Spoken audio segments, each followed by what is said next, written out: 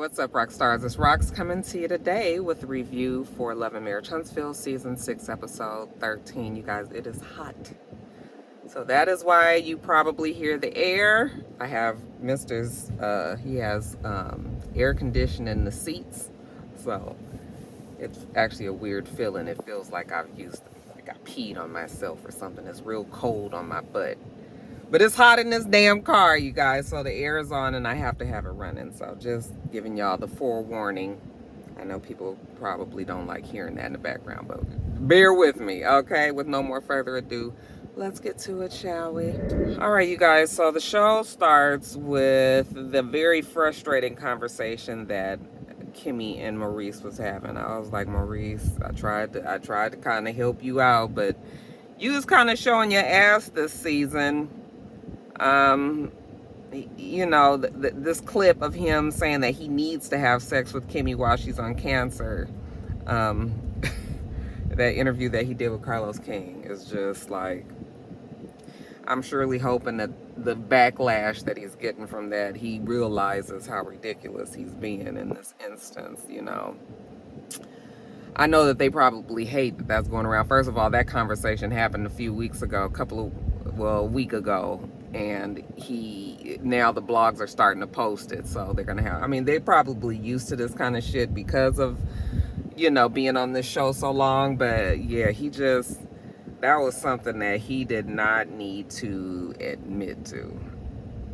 Because I'm fighting for my life and I got to, like, really? Okay. Anyway, you guys, that's neither here nor there. This conversation, I guess, is a little bit frustrating. Kimmy just is like, listen, at this point, everybody's same goal of getting Monster to the finish line, you know, graduating from high school, that is what everybody's common goal is today. As far as everything else that Maurice seems to think that she's not over, she is over it, you know. Maurice says that she's not. You know, and they show some clips of her, and we know that Kimmy has always felt a way about the implication that she and Maurice was messing around before him and Kiowa got a divorce. And so he tells her that she's not over it, and she says that she is. But, you know, after I started thinking about it, looking at the clip, him telling her that she wasn't over it, I'm wondering if she might not have gotten over it. She might have just moved on. You know how sometimes when you know some shit is just not going to change, and why keep beating a dead horse? You already know what the truth is, and really everybody else knows as well. But like, if you gotta, you know, is you one person against all of these other people? Because Kimmy feels like Maurice has protected Kiowa and Monster at the expense of her own image. Okay, and she probably feels like just her continuing to bring attention to that situation again is starting to make Kiowa look better than her, makes her look bad, even her keeping the spotlight on it, because people are going to believe what they want, even though Kimmy has said numerous times that her and Maurice did not do anything until his divorce was finalized. People are still going to believe what they believe.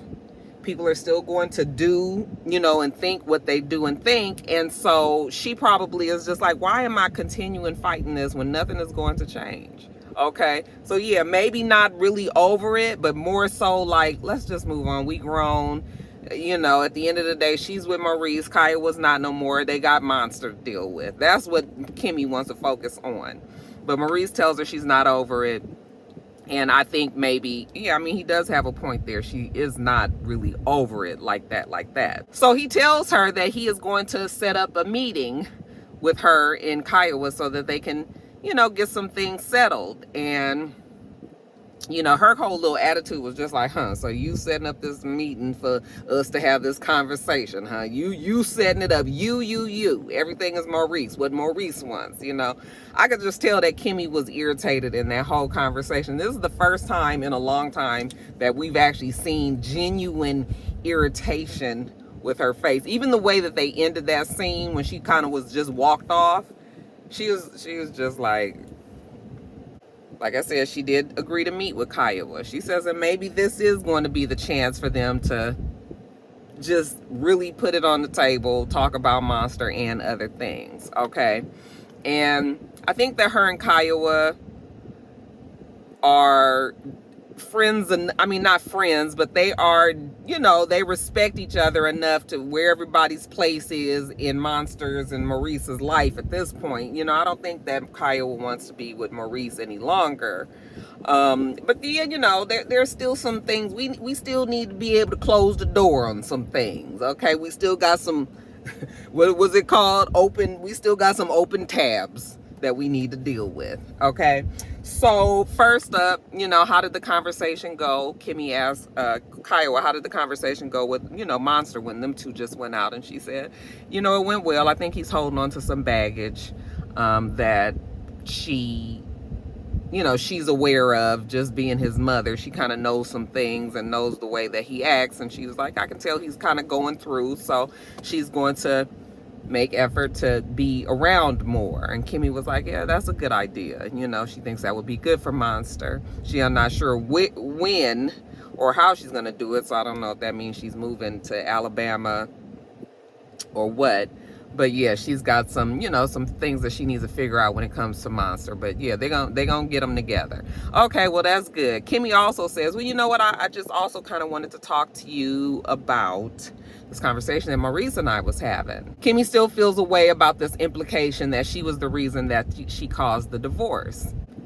It basically went around on social media streets that Maurice brought her into their marital home and she was messing with him and she was a side chick. And, you know, she just didn't like the fact that Kiowa, even though Kiowa never said those things, because Kiowa was like, I've never said that you did any of those things. And Kimmy was like, no, you did not. However, you saw the comments on social media and you saw what they were saying. And she was just like, I don't go on social media. She was like, I don't do interviews, I don't do any of that stuff, so like I can't help what the people are saying. Okay, like I can see what Kyle was saying. If you don't want to be involved in any of that shit on social media, because they will suck you in. Her whole approach is not dealing with it at all. However, Kimmy felt like she was thrown to the wolves because she, you know, everybody was like, oh, she a hoe and she a homewrecker and oh, she sneaking around with Maurice and they wasn't getting a divorce. But what Kimmy said, I was just like, So Kimmy was just like, you know, Kiowa always felt like they were getting their divorce. They were waiting to sign the paperwork and all of that. And she was talking about them getting back together. And that when Kimmy said that, I felt like Kimmy was protecting Maurice, because if Kiowa was talking about getting back together, reconciliation, who was she talking to it about? It had to have been Maurice. Even if Maurice was telling Kimmy over here, him and Kimmy was doing this, somewhere along the line, it may have even been at the beginning of them starting this whole divorce process or something, but somewhere along the line, where did Kiowa get that idea that there was a chance at possible reconciliation? Did he tell her that? Okay. That's the part of the question that I need to have the answer to. Because if you got one woman over here thinking one thing and you got another woman over here thinking the other thing, then the problem is the man, right? Okay. So I'm not going to say that that's what Maurice did. You know, it is possible that Kiowa could have thought that, came up with that even on her own, just maybe because they had a good talk one day, and then she was like, oh, maybe that means we might be reconciling this marriage. But there's also a chance that Maurice could have been leading her on as well. So that part of it I don't have the answer to that. Okay, but what Kiowa was saying was she never said those things. The other people said that she can't help that that's what they said. And her face was kind of like, well, that's on everybody else. You know, she was just sort of like, I don't really know what you want me to say here. Okay, because she doesn't feel like she's done anything. And I guess technically she hasn't. But that's what Kimmy is saying. You ain't said shit. You ain't did nothing to try to help me out over here while I'm sitting here being called all types of hoes and all of that. And so Kimmy says that to her, it shows that Kiowa kind of lacks integrity because she allows people to think wrong things. And Kiowa was just, again, just kind of looking at her like, well, I mean, that's sort of how you feel. And I feel the way that I feel. And that's that. So maybe Kimmy is right. This might be one of those situations where, you know, I don't even know if it's agreeing to disagree. But Kiowa was not trying to meet her halfway on this one at all. Like, you gonna basically, us the viewers are basically going to have to feel however we feel about Kimmy, just from Kimmy just constantly defending herself, and even Maurice knowing that and still not saying anything, you know. And so she, you know, I do feel for Kimmy. I feel like Kimmy's always had whatever the issues are with Kimmy on this show, they've maintained, they've stayed the same. But the biggest one is this situation with Kiowa and the fact that she was a side chick. But if Kiowa's not gonna just come around and be like, okay girl, yeah, I know you wasn't messing around my man, I was just letting you take the fall because I was mad. If Kiowa ain't gonna say that, then it ain't really nothing else anybody can do. You know, so I'm kind of with Kimmy on this one. Let's just move it on along. Now let's talk about Letitia. So we see Letitia with her two girls, Macy and Macy and Mila. They have a hair care line that they're starting. Anyway, she's having a photo shoot for the girls that day. So she's doing their hair, getting them all together to do the photo shoot. You know, the girls are all really cute and they take their pictures and all. And Tisha had invited Kiki down there to share with the experience. Also, just talk to her. Okay, you guys know they're trying to cultivate this new relationship, friendship, cousinship, all of that. And so cousin Kiki comes, and Kiki was just like, you know, she heard through the grapevine some things about Letitia. I said, oh girl, what you heard? Well, apparently Letitia's getting the keys to the city down in Mobile, Alabama. And, you know, Tisha didn't tell her. I was just like, and she was just like, you know, I just feel a way that she hasn't told me. I was just like, what the fuck is wrong with y'all? Y'all mean we grown? Bitch, I got shit to do. I got kids, work, businesses, family. Like, I got all this going on, and you upset because I forgot to neglected to tell you that I was getting the keys to the damn city of Mobile. People be getting their feelings hurt for such stupid things. I was just like, honey, if you got a real problem to deal with, I mean, what would happen then? You gonna fall apart? So stupid. Okay, so anyway, I mean, she wasn't making that big of a deal, but I was just like, so anyway, she was just like, I just wish that you would have told me that you was, you know, Letitia. Oh, I didn't even know that it was that big a deal. You know, I just was like, oh, okay. You know, so anyway.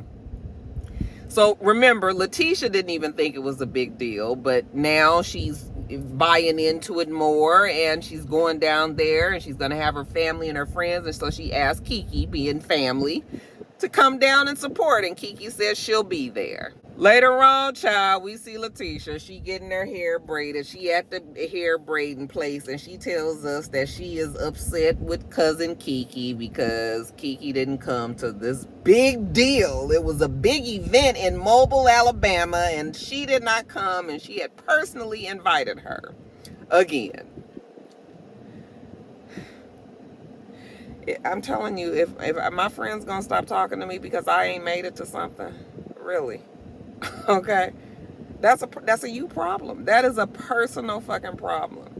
Okay, now Kiki full of shit. We gonna talk about Kiki in a little bit, but what I'm saying is, Letitia, I'm gonna need you to pick. I mean, fuck you. Just what? Anyway, she said, you know, I can't have her around me. You know, her energy is not positive, and she can't do all this no more. And she just gonna erase Kiki from her life. So Kiki come on down there in the middle of a hot flash. I was like, it is so funny how all of the ladies on the show that are around my age on these different reality shows, every reality show that I'm reviewing right now, with the exception, well, I'm only reviewing 2, but like Real Housewives of Potomac, Real Housewives of Atlanta, now here on Married to Love and Marriage Huntsville, They're talking about these hot flashes again, honey. We, at this age, we be going through it. So every time somebody be talking about a hot flash, I just start laughing because, honey, I ain't had like the full-fledged hot flash yet, but I get hot. Like, I don't break out in the sweat, but my whole entire body just gets hot. And then I just be like, oh, no, honey. I got to sit under a fan, honey. As a matter of fact, I went to go buy me one of them little personal fans. All right, car. I went to buy me one of them little personal fans from the beauty supply, and the power hit went out yesterday, and I didn't get to do it because I was like, nigga, I need my own little separate something happening here because Mr. don't be cold. And then, I mean, don't be hot. And I be hot and child. Anyway, I'm getting off track. So anyway, you know, Kiki over there just fanning herself and all of this. She said that the doctor gonna need to give her some medication to stop all this. All right, but Kiki is also on this other medication to stop her, to wean her off the desire to be on the illicit drugs that she was on, remember? And so, you know, Letitia was just like, I mean, can you even take something for it? Because I'm sure they don't really want you taking pills when you are trying to get off of being addicted to pills, you know? And she was just like, yeah, but these are different kind of pills. They're not addicted. They're going to help me, blah, blah, blah. Okay. So anyway, they finished that conversation. Then, you know, Letitia finally said, you know, I wanted to talk to you about, you know, when they went to Mobile and all her friends and family was there, but not Kiki, you know, and she is just tired of this. You know, Kiki is flaky. She is, you know, you can't depend on her and all that. And I was just like, girl, you told us that the shit wasn't even that big of a deal. Okay? Now, what didn't it, you all mad about something that you didn't even realize was going to be something bigger than you thought it was until 15 minutes before the fucking parade or whatever, but now you just this mad at Kiki. I was just like, oh my God, I'm telling you, they just be looking for anything to fight about on this show. So then Kiki was just like, well, you know, I had to go, you know, I couldn't find no ride. And so then I went, I was like, that's a pretty good Kiki. I couldn't find no ride. So, you know, I was trying to get a rental car. I couldn't get no car, you know, I couldn't come up there. Like, I was really trying to get a, I was just like, Kiki, you couldn't call Tisha that morning and be like, hey girl, you know, y'all got one more seat. Can somebody let me squeeze in on wherever, because I can't get up there. My car not gonna make it. I can't rent a car. Like, you couldn't do none of that.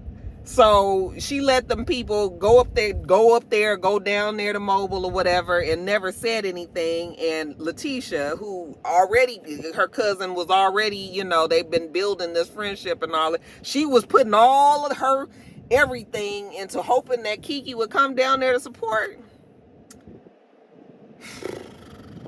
So Kiki was just like, I am so sorry, but you know, I always want to support. I want to come down there. I want to. And so then Letitia was just like, okay, well then, on the next note, she tell her about the Black Business Expo. We're going to have this Black Business Expo, and it's supposed to be for the community, and, you know, if you feel like you can maybe get an Uber that day, can you come on down to the Black Business Expo? And Kiki says, yes, she will be there, okay? She don't want to upset Letitia any longer. So, you know what? You invited her. She's there. As long as she got a ride and her car works well. Now, let's jump over to Mel. So, Mel meets Kimmy at the spa day. She was just like, you know, remember I had told Kimmy when she finished her treatment I was going to take her for a spa day? Okay, well, the day is here. She's taking her to a spa day. This is a different type of spa. I was like, now what we gonna be doing here? Different type of massaging.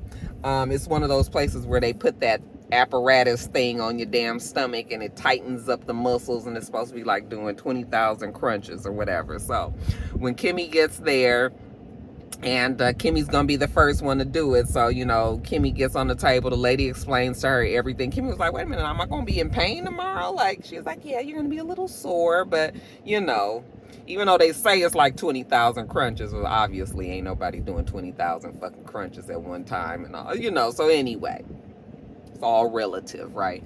So Mel was just like, you know what, Kimmy, this is a big deal. Like, you finished all your treatments and everything. And she was just like, well, I haven't finished radiation, but that's the last step. So yeah, pretty much she's finished with everything. And she's glad about that, you know. So Mel's like, well, I know that's like a blessing and just a lot of relief. And she's like, it definitely is, you know. And she was like, and Mel was like, and I'm sure Monster and Maurice helped you, you know, get through it. And she was just like, well, actually, Monster and Maurice are a lot of my stress right now. Okay, again, when you have cancer, you shouldn't be stressed. You have enough stress in your life just trying to deal with the fact that you looking at your fucking life right in front of your fucking face, you know. You don't know if you're gonna live or die. So you have enough stress in your life without having to deal with some inconsiderate ass man at the house and a teenage son, who teenagers are going to be teenagers, right? The problem is more so with Maurice. So she tells Mel, you know, that they've been having struggles, a little bit of the struggle bus when it comes to chores and things around the house. And then Mel asks her, does she know Kiowa? And she says, yeah, I mean, you know, I know Kiowa. I mean, we're not going to ever be besties the way that our whole, you know, the way that we met. But she's cool with Kiowa. She just don't like the fact that Kiowa still wants to think or let other people think that she interrupted her marriage. And Mel was just like, well, did you feel like you interfered in their marriage? I never just asked you straight up. You know, and Kimmy was like, hell no. Okay, everything was done by the time that I got with Maurice, and both Maurice and Kiowa knows that, but she feels like they were talking about reconciliation. Okay, this is when she actually brought it up, and I was just like, yeah, that is a problem, but that's something you need to talk to Maurice about. Maurice, flat out, let's ask him that on camera. Did you tell this girl that you guys was getting back together? Okay, because where did that come from? But anyway, so this conversation actually happened before she met with Kiowa, but I'm telling you guys this part now because this is Melody's section. So she says, you know, that Maurice is going to set up this meeting and they're going to talk about everything. Then Mel asked her, what does she think about the Black Business Expo? And Kimmy was just like, I mean, well, really, you was the one that was having all the problems with it. And Mel was just like, I just really was trying to keep it real. She said, you know, me and Letitia went to lunch recently when we had a good lunch. And I did like the fact, I appreciated the fact that she knew where I was coming from and she wasn't trying to pressure me to do anything and all that. But I told her, like, between having to deal with Martell, being in any kind of business arrangement with Martell is something that I'm just not trying to do. And really, with everything else that's happened in the past, like, you know, Mel was clear with that. And she said, and Letitia seemed to have gotten it. So, you know, she appreciated that. Kimmy says, you know, it's good to see that you and Martell are getting along. You know, well, she don't really know what goes on. She knows that they're in court and everything, but she don't know like the details of everything. Mel said, yeah, this whole custody thing has been drawn out because Martell be wanting all of these things to happen, and then they don't never file the paperwork, and it sets things back and changes the dates and all this, and it's just been a fucking circus. And it's bringing all this fighting into this custody case. She was just like, you know how hard it is to have to fight for your kids. And Kimmy was just like, yeah, but at some point you guys are going to have to meet in the middle. And Mel just kind of looked at her. I think Mel is really trying to meet Martell in the middle. Martell is the one that wants to bring it all the way over to his side. And just everything that Martell says goes. And that's never going to be okay. Later on, they do this scene where it's kind of split between Martell and his mom, and then Mel going over to visit the Fletchers, okay? And so we see Mel go over to the Fletchers, and Mel comes to the door, and, you know, Mel, oh, God, let me do my little dance. Let me do my dance before I go in this house. Let me do my dance, because, you know, this the dancing house. Apparently, Chris Fletcher is the TikTok king of dancing videos that he posts. And so, you know, Mel was just kind of teasing. Anyway, they have a good little giggle about that, the shit that Chris Fletcher is doing, and they sit down and they talking. So Mel said that she wanted to come over there to apologize to them because they were summoned into this custody court. Martell had summoned the Fletchers. Martell had summoned his mother, and I guess amongst other people. I think Marcus was there as well. I'm not sure if Martell summonsed him or if that was on Mel's doing or whatever. But anyway, they had all these other people involved in the custody hearing. So Mel kind of feels bad because when she sat down, she was talking to him. She was just like, did you guys know y'all was being summoned? They was like, no. Okay, and they both was irritated about that. So they both had got up there, and Chris apparently everybody that was summoned to court, they got up there and they told the truth. Okay, and apparently what they all said did not help Martell. We're gonna talk about Martell's, what him and his mom discussed in a second, but let's just get through this conversation. So she was just like, you guys didn't know, they didn't know, but you know, they got up there, they said the truth. And apparently Martell is staying in one of Chris Fletcher's properties that Chris Fletcher is actually about to sell. So when they talk about people being, when Martell talks about Mel being wishy-washy, or you know, she don't have any stability in her life or whatever, Mel is just like, the nigga done moved all over the place. He gonna have to move again. And Chris was like, yeah, he gonna have to move much sooner than later because that house is about to be under contract. Okay, and so she was just like, yeah, see, that's the whole thing. They talking about me being inconsistent, but he don't even really have a stable place to live. Okay, and she was just like, you know, Martell, you know, I don't know his cash flow problems or whatever. He not able to make the money that he used to after they broke up.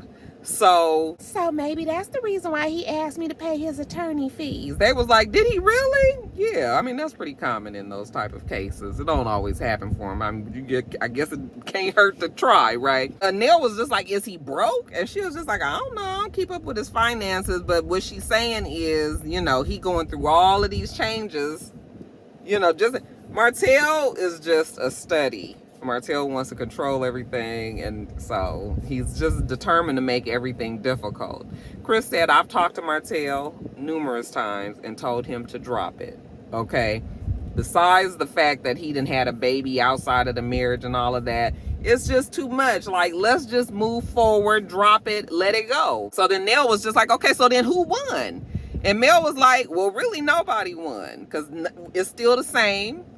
I'm gonna have him 1 week. He has him 1 week. You know, nothing changed. But the judge had the nerve to tell me that she was like, the judge felt sorry for Martell and kind of said that Martell had the kids' interest, their best interest at heart. She was just like, and she was ignoring and she based that feeling on the fact that I wouldn't give Martell my phone number. Okay. And the reason why she didn't is she said because Martell was harassing her. He was following her. She'd go out on a date. He was following. He was recording. I mean, he was doing all of this. And so she was just like, no, I'm not giving you my number. And the judge felt like that was her putting her kids in danger or something, I guess, because Martell wouldn't know where the kids were. And felt like Mel should have made more of an instance to contact and, you know, make sure that he had her number. What's up? Why? I've been waiting patiently. Okay, well, let me give you just taking way too long. Oh, excuse me for having work to do. Move out the way. So Mel was just like, she gonna appeal that because she felt like the judge missed the reason why she didn't give him the number. Okay, but the judge, even though she, you know, must have been feeling sorry for Martell, she still didn't see enough of it to feel like it all needed to change and that, you know, the custody needed to go over to him, full custody and all that. So they still just sharing custody. So all that was just a waste of time and money. Now, at the same time, like I said, Martell is talking to his mother about it. And she, you know, she was just like, how you doing, baby? How, you know, how's everything okay? And he was just like, oh, I'm just exhausted from court. Okay. I don't know when they filmed this, but it must have been very shortly after they went to court because Martell was still hot. He was like, look, we done went to court. All these people came, and he didn't like the fact that they all got up there and he didn't say they lied on him, but he felt like they didn't say enough to support the things that he was saying when he called the Fletchers in, called his mom, his own mom, you know. And she was just like, well, I mean, what did you want me to say? Like, you know, Mama Holt is just like, listen, she want to go play bid whist and have a can of Schlitz malt liquor sitting on the table and talk shit with her friends. She ain't got time to be over here with you with this. He was just like, well, you was up there for what, like all of 4 minutes? And she was just like, yeah, and I wasn't trying to answer no question. I mean, you know, she said I wasn't trying to talk too much other than what they was asking me. He was just like, Mom, that's when you're supposed to do it. Okay? Martell said when you get called to court for your son, you know, you're supposed to show up and show out. And she was just like, she ain't want to do no showing, period. She didn't even want to be there. Mama, I was just disappointed to my core. And she was just like, boy, what you disappointed for? Them people don't know you. They don't know them kids. They don't care about them kids. The mama is so funny, you know, but she just like, you know, mama country. She old school. She ain't even all this. Back in the day, she was like, when I was young, my kids, you know, the kids, the daddy wasn't around. You know, you either saw them, you didn't. She ain't going to court and shit for all that shit. You don't understand why we even got to do any of this mess. Apparently, while they was in court, Mel, I don't know if she was just calling this bluff or not, but they talked about doing a 6-month thing. Like, he have the kids half the year and then she have the kids the other half. And he was just like, you know, they not doing that. But yeah, it just didn't go like he wanted to. Chris Fletcher got up there, didn't say the things that he thought he needed to say. So, you know, Martell's just disappointed because all of that just to end up in the same place that they were in. But Martell is very proud to tell us that the paperwork says specifically that Mel was not co-parenting correctly and that Martell was the one that had the best interest of the kids at heart. So he's like, and the paperwork say that, okay? So he's still big on that. I don't give a damn what the paperwork say because everything is still the same. The judge can say that, but she ain't changed no orders, so y'all still got the same custody set up. I don't know what they gonna do from here. Mel says she's appealing it. The mom was just like, just continue to be a good father to your kids. Like I said, mama don't know nothing about this court shit, okay? And at some point, when is Martell going to just accept the fact that him and Mel are no longer together anymore and get that bitterness out of his own self? I mean, how you the one that broke up the marriage and then you super bitter about it still? Nigga, go on so damn weird. So anyway, child, that's it. Make sure that you thumbs up the video, comment, subscribe to the channel. If you haven't already, I'm itsrox. The channel is itsrox. Everything else I do will be in the bottom bar. All right. So I hope that you have a wonderful, wonderful rest of your day, and I plan on doing the same. Until next time, rock stars. Bye.